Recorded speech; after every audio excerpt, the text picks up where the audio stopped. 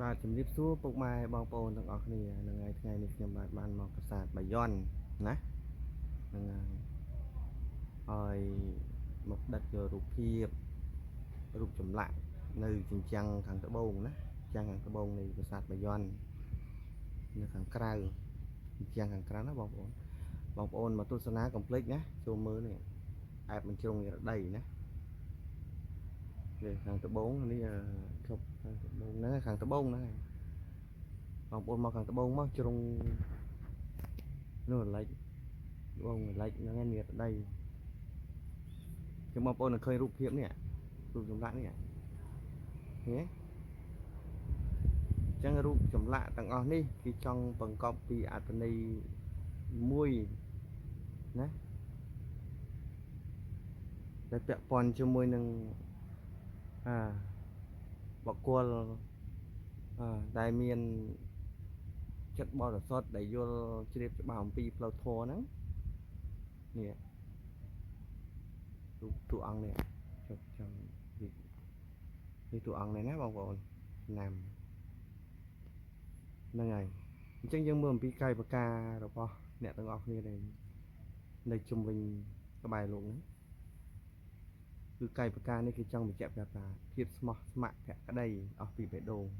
ប៉ុន្តែក្នុងនេះក្បែរបុគ្គលល្អបរិសុទ្ធនេះដែលកំពុងចែករំលែកនៅផ្លូវនៅសច្ចធម៌មួយដែលត្រឹមត្រូវនោះក៏មានណាជួនបង្កប់នេះពីរអ្នកនៅក្បែរខ្លួននេះឃើញទេ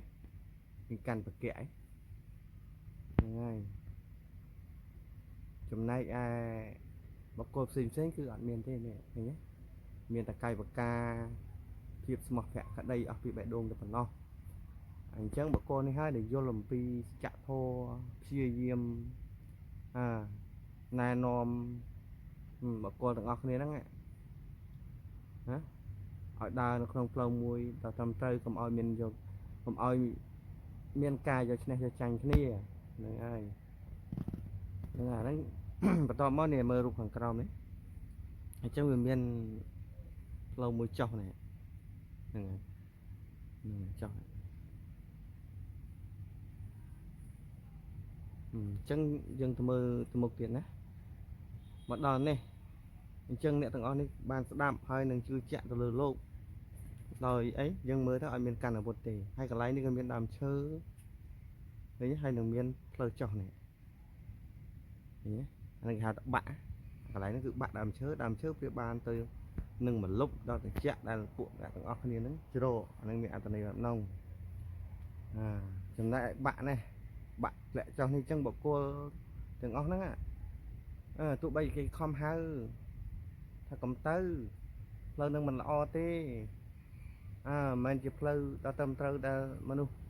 គ្រប់រូបធ្វើទេ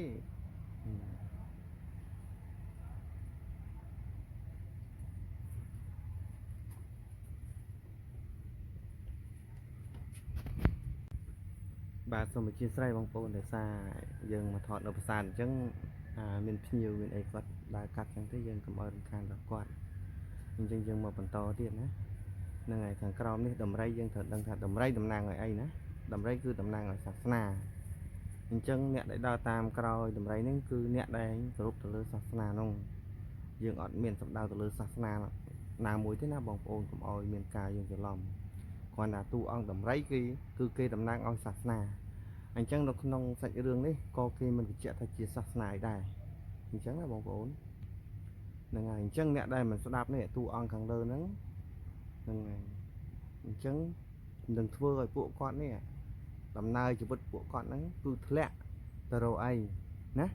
នឹងដឹកនាំពួកគាត់ហ្នឹងទៅរកអីឃើញទេអញ្ចឹងយើងមើលដំណើរទៅមុខទៀតណានេះការធ្លាក់ចុះឃើញផ្លូវនេះធ្លាក់មកដល់ចំណុចនេះឃើញទេទៅមានអីជិះលើតម្រៃអញ្ចឹងទៅហ្នឹងចង់និយាយថាអ្នកដែលជិះលើតម្រៃអ្នកដែលដើរតាមហ្នឹងចង់និយាយថាអ្នកដែលគោរពទៅលើសាសនានោះហើយនឹងអ្នកដែលកាន់នៅសាសនានោះកំពុងតែព្យាយាមដឹកនាំនេះដឹកនាំអ្នកដែលជឿជំនឿទៅលើខ្លួនហ្នឹងទៅធ្វើសង្គ្រាមនេះទៅប្រយុទ្ធគ្នាឃើញអត់ហ្នឹងហើយដើម្បីអីដើម្បីចង់ឈ្នះចង់ចាញ់គ្នាហ្នឹង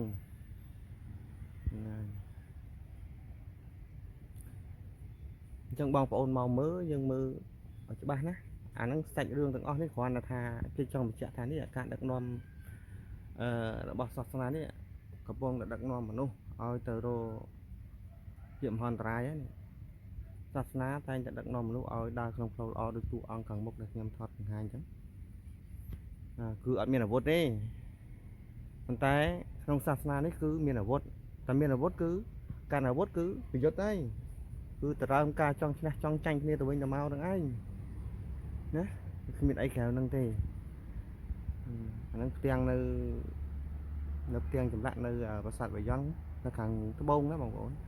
hay để xa cái bắt dọn mình ao tới chẳng dùng bánh chọp tiền đi tầm này tụi mọi bong ôn ở lên một tu sana hỏi bàn tạm đàn mơ đặc tuột con anh cho chẳng dừng bánh to tục tiền một tiền chẳng bị ổn đi dùng bánh chọp tầm sân